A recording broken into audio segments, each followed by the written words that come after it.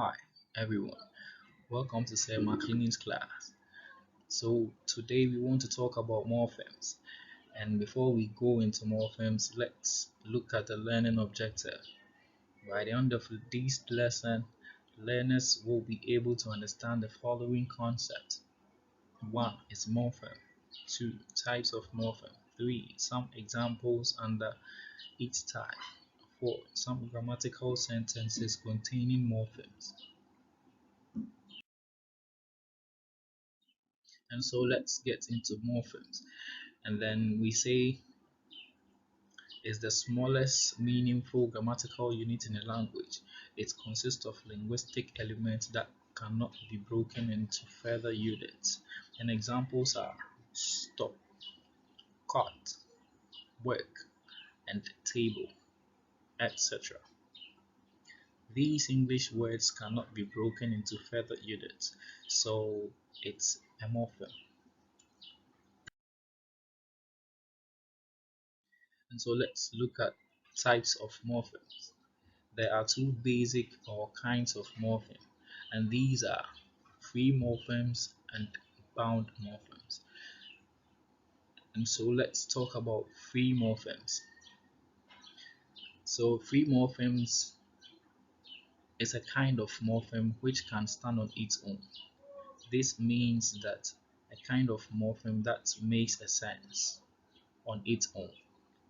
And examples are teach, child, reach, need, etc. There are also categories of free morphemes of which are follows: lexical and grammatical or functional morphemes. Now let's look at lexical free morphemes.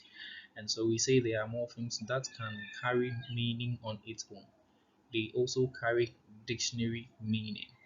Such morphemes belongs to the major or open or content word class such as nouns, adjective, verbs, and adverbs.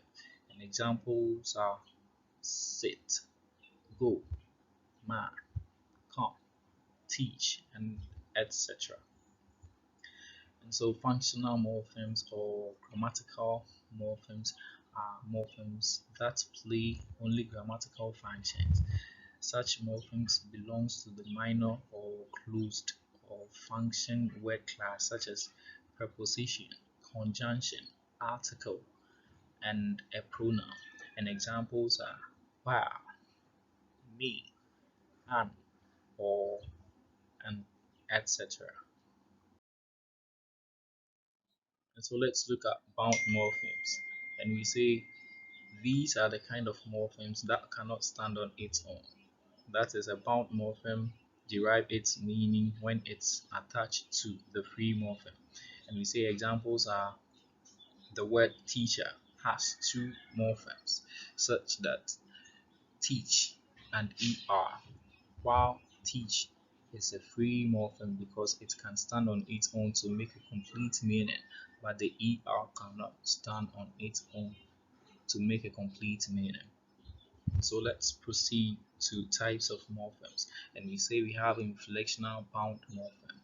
And inflectional bound morpheme is a morpheme that is added to the stem but does not change the part of the speech or word class of a given word. And we say examples are boy plus s is equal to boys, and then eat, which is a verb, plus ing is equal to eaten. From the above explanation given, we realize that the addition of morpheme does not change the word classes of the given word, even though their forms have changed.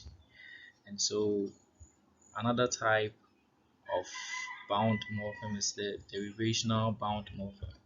It's a morpheme that is added to a base morpheme to change its part of speech or its word class. A derivational morpheme may be prefix or suffix. And we say example nation plus al is equal to nations, which now make which has now made it an adjective.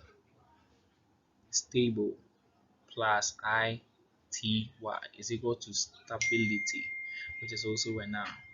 Assist, which is a verb, plus ant is equal to assistant, which is an adjective.